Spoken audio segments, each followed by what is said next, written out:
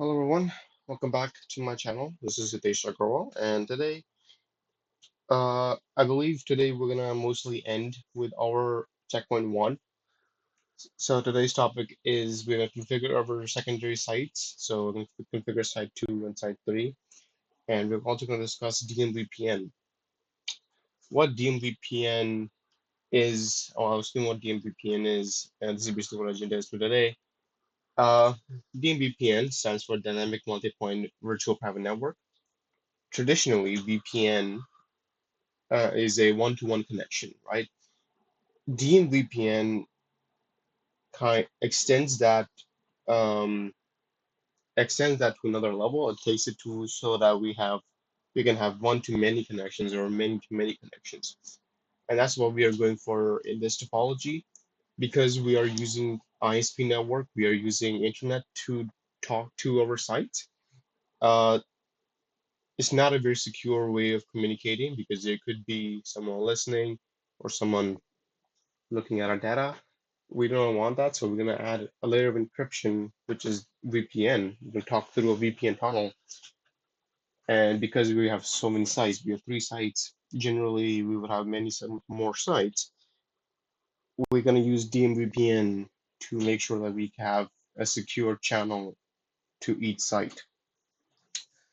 So let's get started right away to configuring our sites first.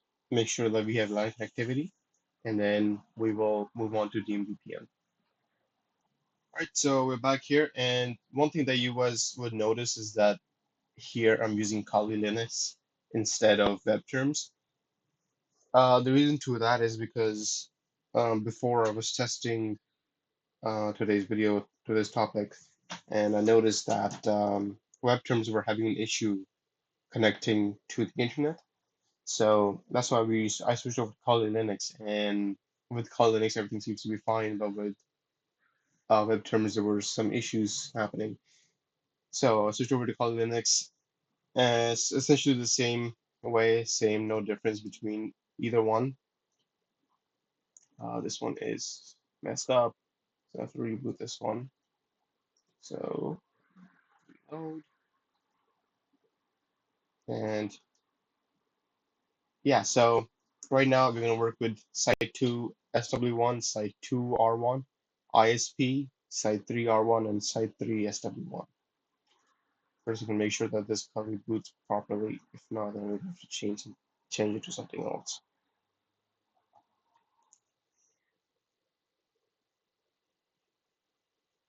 Okay, so we are back here on our switch site 2 switch 1. We're gonna first start off from our router. Before we also do that, we also might want to add. Actually, I think I made an error when I was connecting these. Yes, so I'm gonna actually disconnect ISP and reconnect them to the right ports. So 0, 30, and 40260.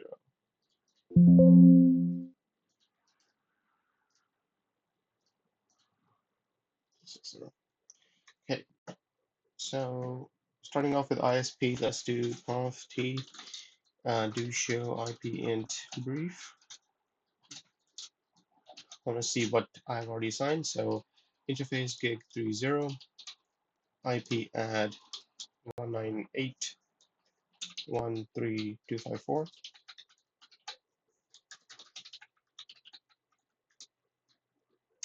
IP NAT inside, no shut, int G40, IP add 198.1.4.254, IP NAT inside, no shut. Okay, so then go back to site 2, R1. And because it's a lot of configuration, I've already made configuration here. Same thing that we've done before. Add a something that we've done before. Add a public IP. Add a site or private IP to our LAN connection. also doing NAT. You can see, so we have NAT configuration here. So I'm just going to take all of this and copy and just go straight paste. Oh, we're not in the right command. Not in the right mode configuration. Paste.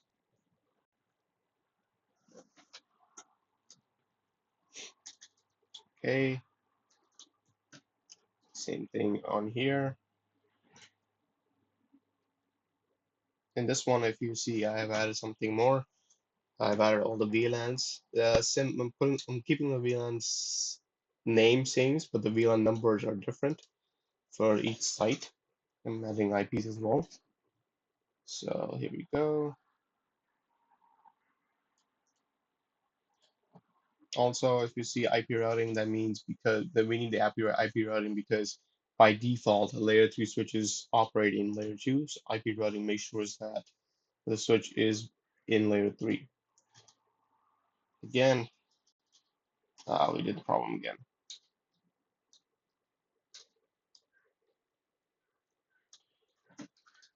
Conf T, and now we should paste.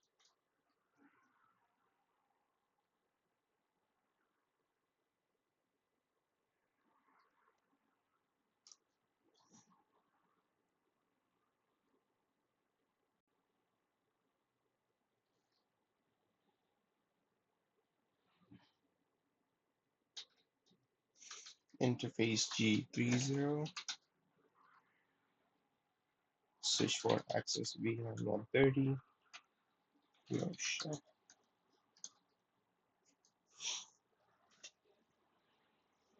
And because we also want to test that we're getting IP addresses, we're gonna make a DHCP server here for VLAN 130. So IP exclude, I want to exclude some some addresses, IP DHCP excluded addresses 192.130.1240, 240, 219.268.130.254. IP DHCP pool, IP DHCP pool, VLAN 130, network 192.168.130.0, 255.255.255.0, default router 192.168.130.254.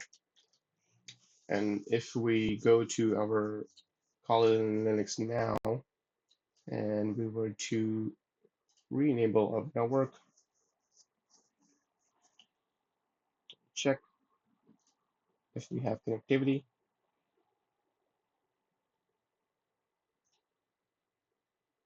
Let's see, open terminal, and let's see if config when it starts the system. If config,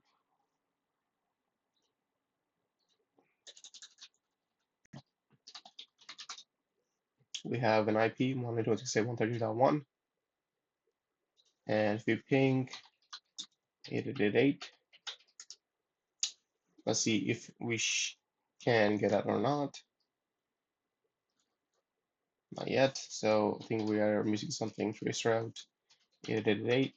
Oh, well, we're missing some route. So the thing right now is that site 2 R1 does not know where 130 lives.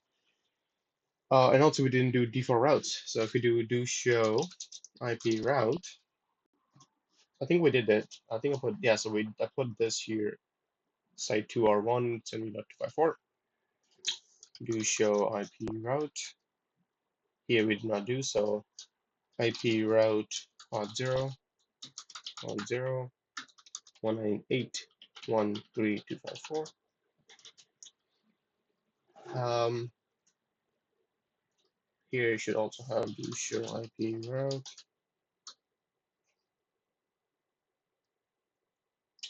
11223344. Okay, so the problem right now is that if we were to trace route again, it would end at site 2 or 1, or it would stop at switch 1 because R2 or R1 on site 2 does not know a way to get back. So what we're going to do is we're going to run OSPF on this to dynamically share the route. So into router OSPF1, I'm going to say router ID 20 and interface G00 IP OSPF priority 0 IP OSPF1 area 0 interface G interface VLAN 130 IP OSPF priority 0 IP OSPF1 area 0. Same thing here. Router OSPF1 router ID 10.10.10.10 interface G00 G10 sorry G10 IP OSPF priority 100 IP OSPF1 area 0. And we should see them creating a neighbor adjacency.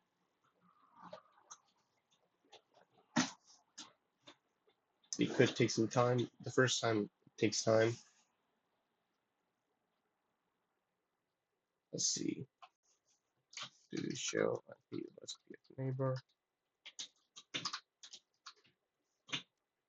Do two-way.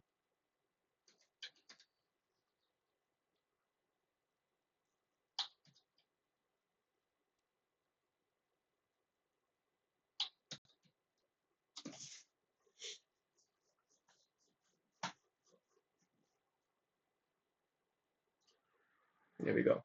We got full activity, full DR other. And if you were to do it here, do show IP OSPF neighbor.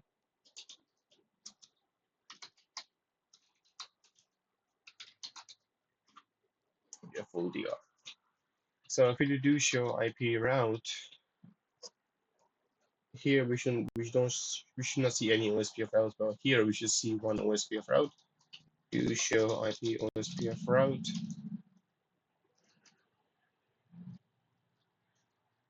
Oh, IP route OSPF.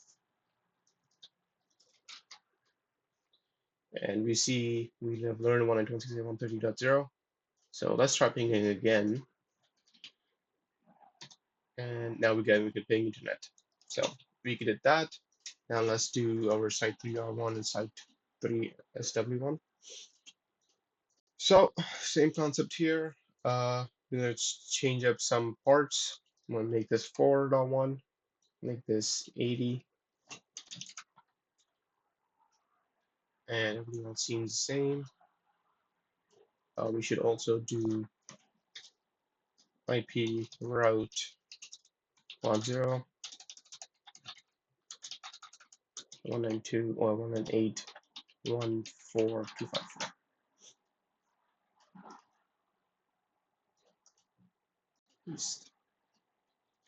Again, we're missing step every single time. Okay, same thing again for this section. Change that to 80. Now change this to 2, 210, 220, 230, 240, 250.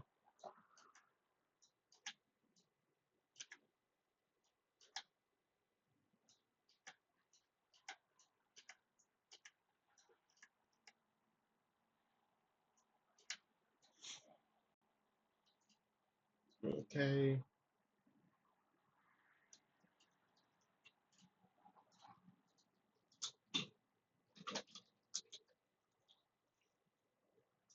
Okay, paste. Oh,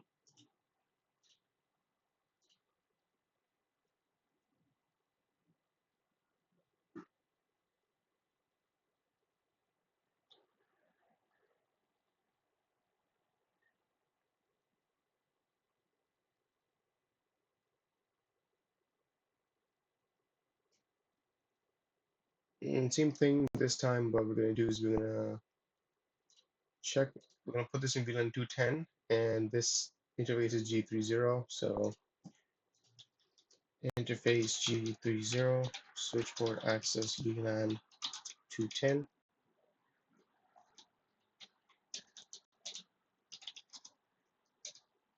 No shot. IP DHCP excluded address range 192.168.240 to 192.168.210.254. IP DHCP pool VLAN 210 network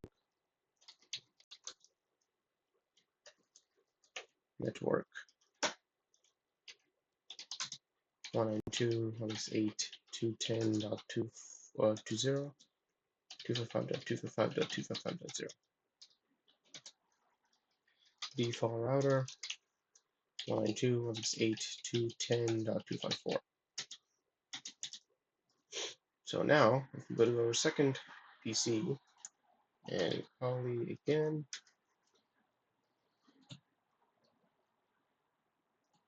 go to our connectivity, edit connection. We still haven't added a thing. We still have to run OSPF. Yes, we still have to run OSPF here to have the connectivity to internet. Let's see. So the terminal here.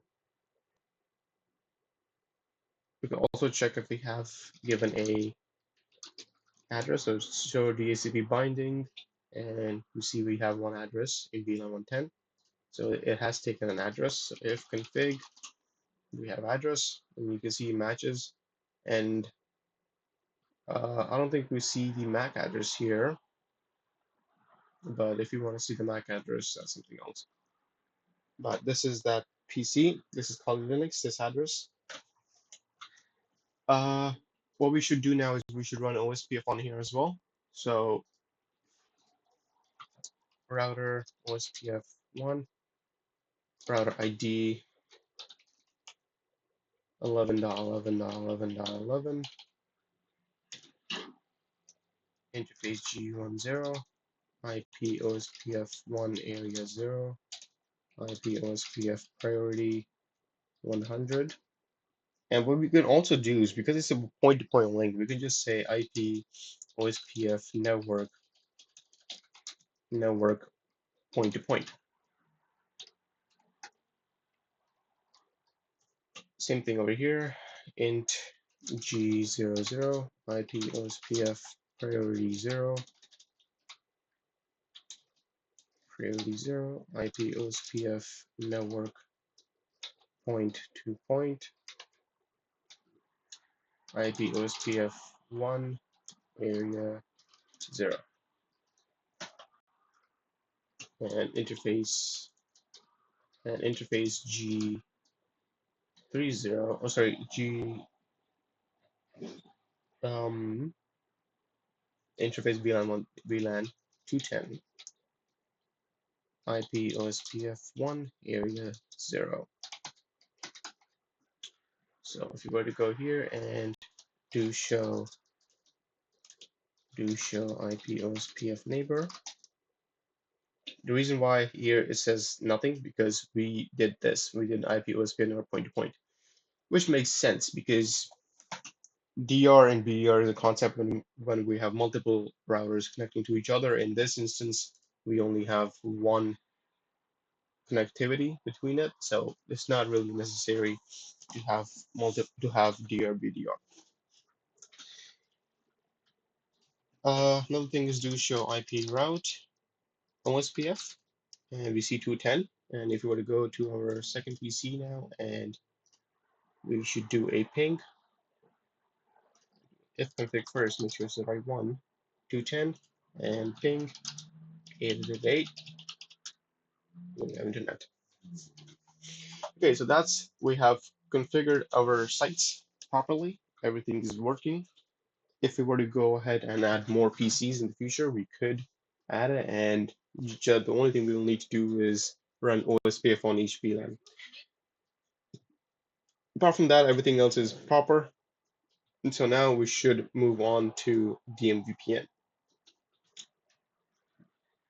All right, so we're back here and we're going to configure DMVPN now.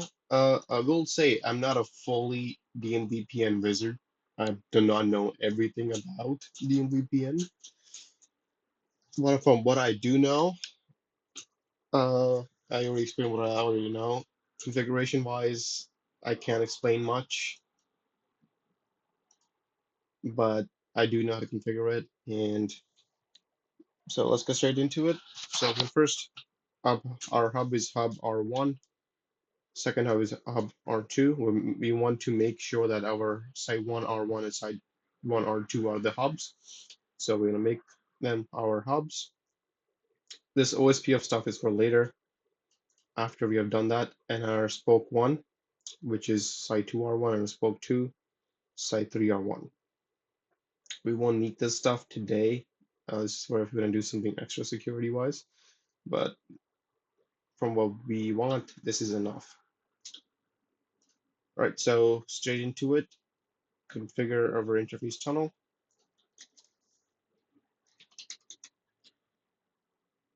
And I think we should just be able to copy paste. Yeah, so this is having issues copy pasting. So I have to manually enter all the commands. All right, so I'm gonna take this to the side so I can keep reading it without going away. Interface tunnel 0, IP add 10.0.1.1, 255.255.255.0, tunnel mode GRE multipoint, tunnel source gigabit 60 IP NHRP map multicast dynamic IP MTU 1400 IP TCP adjust MSS 1360 bandwidth 10 and that IP NHRP network ID 1 IP NHRP authentication Cisco 123 and also no shut. Okay, site 1 or 2, and if we're to do a do show DMVPN, we have this is nothing here because we show the neighbor. So let's do it on this as well. Conf T. This one's a bit different than the main one, and I'll explain when it is different. So IP address 10.0.1.4, 255.255.255.0, tunnel mode GRE multipoint, tunnel source gigabit 60,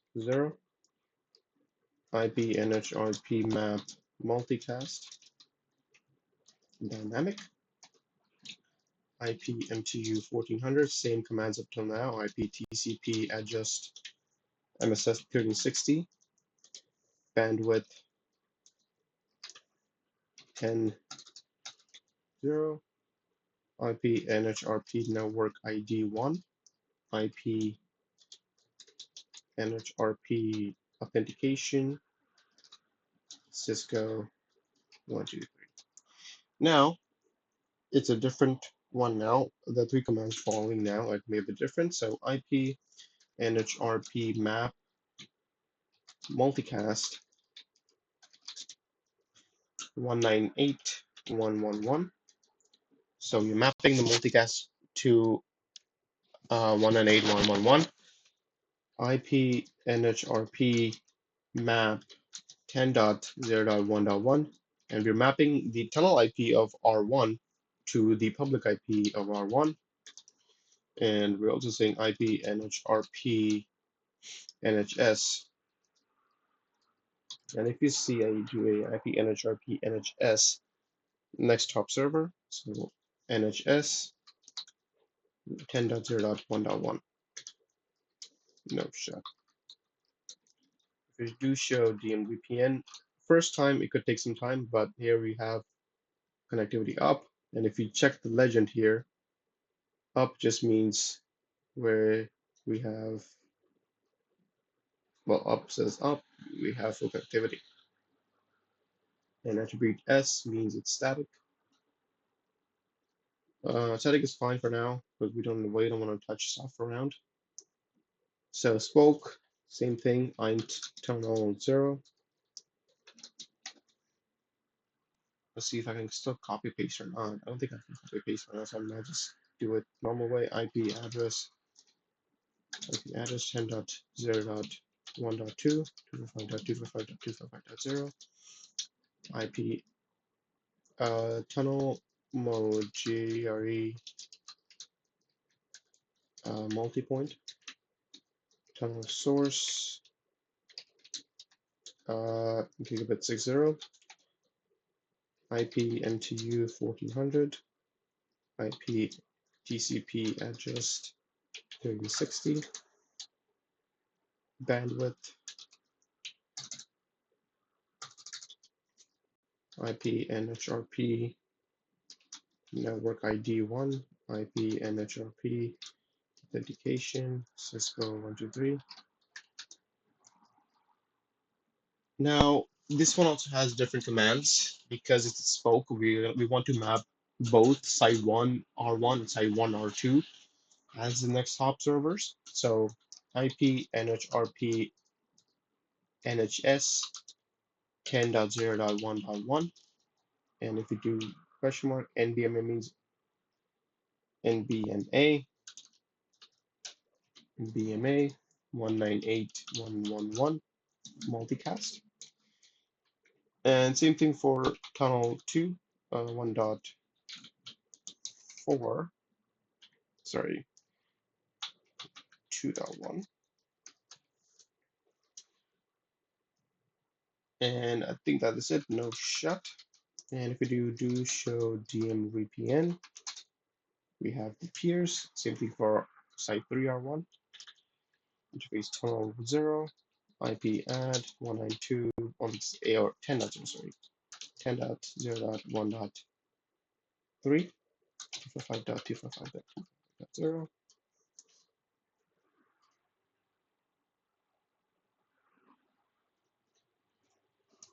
Tunnel mode GRE multipoint, tunnel source, gigabit 60,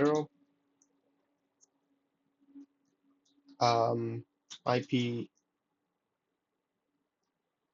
sorry, IP MTU 1400, IP TCP address MSS 3060, bandwidth 10, IP network, IP NHRP network ID 1, IP NHRP authentication, Cisco 123. Okay. IP NHRP NHS 10.0.1.1 NBMA 198.1.1.1 multicast. IP NHRP NHS 10.0.1.4 NBMA 198.1.2.1 multicast. No shut. So do show DMVPN. And we have peers. So if you go back to our site 101, see it was empty before. Now we do again, we have the 3 routers here. Okay, now we have routers. Now we want to configure OSPF. So because we have this, and let's go back into interface tunnel 0, IP OSPF priority 200, and I'm going to say IP OSPF network point to multipoint, IP OSPF cost 1, IP OSPF hello 2, IP OSPF dead 8, and IP OSPF 1 area 0.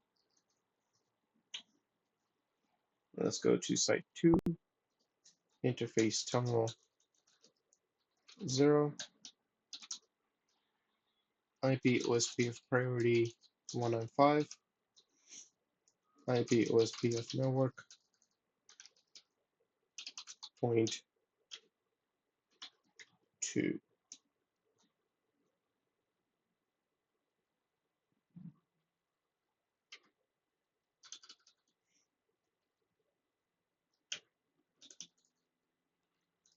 IP OSPF network point 2 multipoint. IP OSPF hello interval 2, IP OSPF dead 8, and IP OSPF 1 area 0.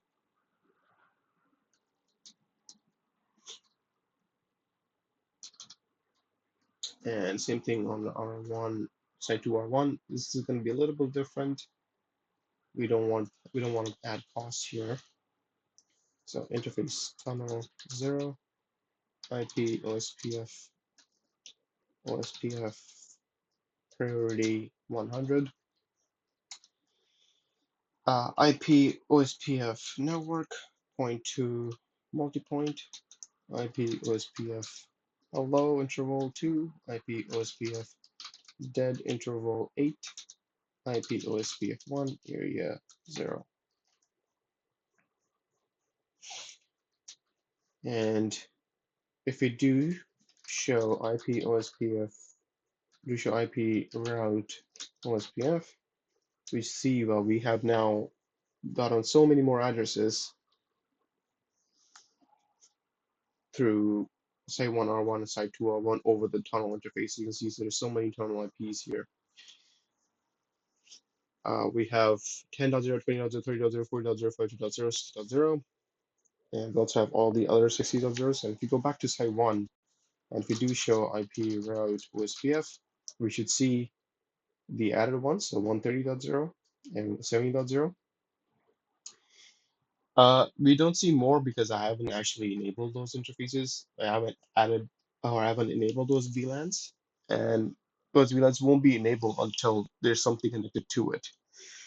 There's a device assigned to that VLAN. So there's only one device assigned to VLAN 130.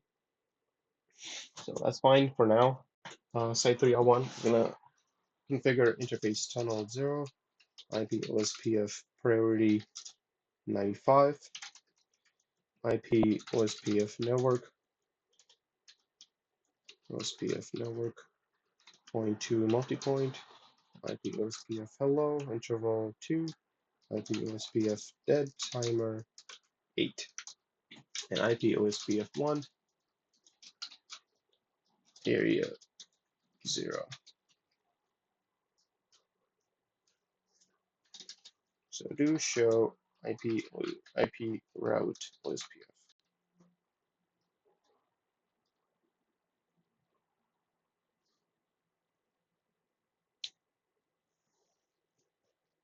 So we see even on site 3R1, we see the two IPs on site 2. So now, if we were to go and from Kali Linux 1, if we were to ping our PC in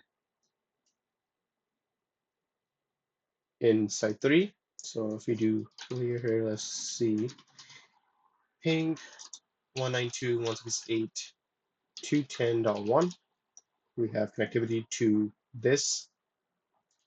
And if we do a trace route, I can just see you going over the tunnel interface. Show you it going over this tunnel interface. And as you can see, first it goes to 130.254, which is the VLAN IP. Then it goes to 70.254, which is R1's IP here. Then it goes to 10.0.1.1, which is the R1. Then it goes to 1.3, which is site 3 tunnel IP. Then it goes to 80.1, which is site 3 SW1, and then it goes to 210. Same thing if we were to ping PC3 or PC1 or PC2. So ping 192.168.30.1. There we go, we got connectivity. Again, if we do trace route 30.1, it's going to take the tunnel interface, tunnel, and a 1 because it was on that IP, so 22, and then we got 1. So now we have full connectivity between these devices. One thing we should do before we log off is write to memory. So space write.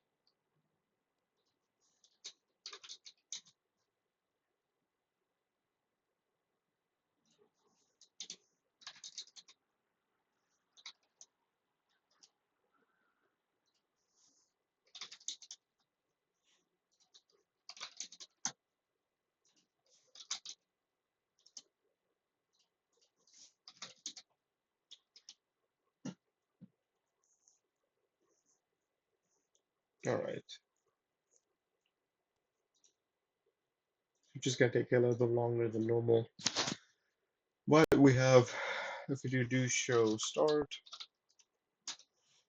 we should have all of those IPs.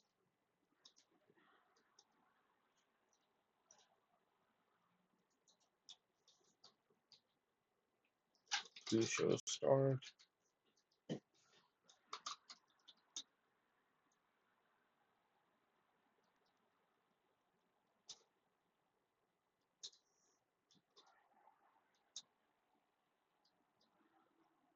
All right, so that's it.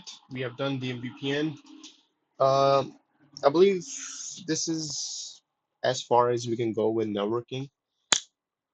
There is, if there is something else I can think of that we can do, we will do. We'll try doing it. But as far as I think we can go, we have already done as much as we can.